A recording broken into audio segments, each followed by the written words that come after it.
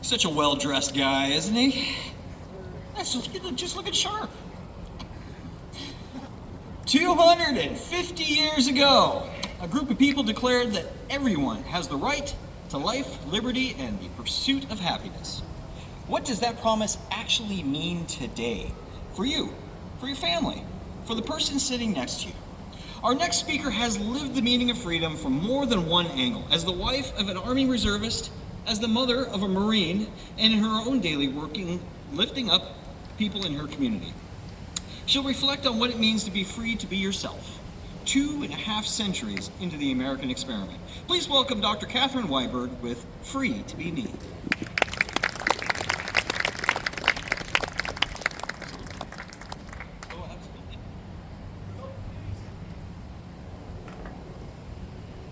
On July 4th, 1776, 56 men said, "There will be no more king." We declare these truths to be self-evident, that all men are created equal, that they are endowed by their Creator with certain unalienable rights, that among those are the pursuit of life, liberty, and the pursuit of happiness. Have you ever considered what that means? The right to life, liberty, and the pursuit of happiness. We've heard many speeches here tonight already, talking specifically about those items. Mr. Arthur Brody talked about his great-grandfather who was a slave. He was freed before 1863, when the Emancipation Proclamation came into effect. Now here's the sad thing. We believe in this country slavery is not okay. There is still human trafficking going on. We know it's there.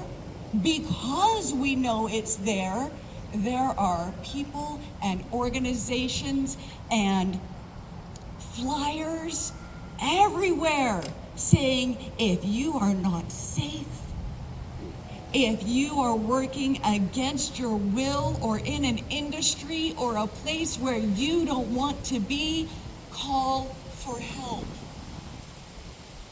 This is the freedom to be that did not exist in 1776 for so many, and now exists for everybody who comes to this country who believes in life, liberty, the pursuit of happiness, and, if necessary, finding the help to make sure that you get that. In addition, there are so many other milestones that we've talked about.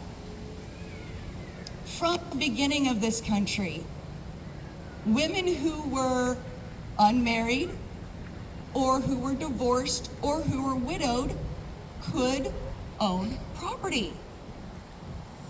However, if they were married, they could not own property.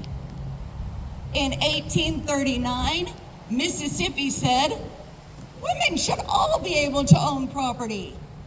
We've heard stories of daughters of the American Revolution, what their female ancestors did to say, I am woman, hear me roar. And they were saying it in the 1700s. Now, since 1839, when Mississippi started it, and in 1900, when the entire country said women can own property, and in 1974, when the Equal Credit Opportunity Act was passed, women everywhere in this country can own property, and we get women like Barbara Corcoran, who made a fortune in real estate. So many things have happened in this country, starting with that declaration of all men are created equal. That's men, women, children. Everybody has been created equally. When my son was in first grade, his teacher had on her wall a sign that said, "Fair is not everyone getting the same thing. Fair is everyone getting what each person needs to succeed." Talk about equality. Fair is each person getting what each person needs to succeed. I work for an organization in Walla Walla that serves 3 populations. One population, adults with developmental disabilities. Until the 1970s, adults with developmental disabilities were seen as not really equal. Many were institutionalized. Many were sterilized and couldn't have their own children.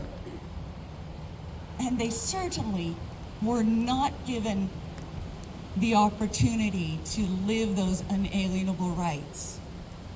However, starting in the 1970s, they were seen as people because people are people. It doesn't matter if a person grew up in a country different from here. It doesn't matter if a person grew up having difficulty understanding a few things. That person is still a person. It is amazing to me because I am a 51-year-old Caucasian female who 2 years ago got her ideal job. Midlife woman got my ideal job. This is the freedom to be me in 2026. That's 250 years of a country that says all people are created equally. And we all have a right to life, liberty, and the pursuit of happiness. However, happiness looks to you. Happiness for me is different from happiness for other people in this audience. But we all have that opportunity. Right now, I want you to stop and consider, how are you free to be you in 2026? Now I want you to think, what can you do to help somebody else realize you're free to be you? And then tomorrow, take one action to make sure that somebody in your life knows, I am free to be me. Thank you.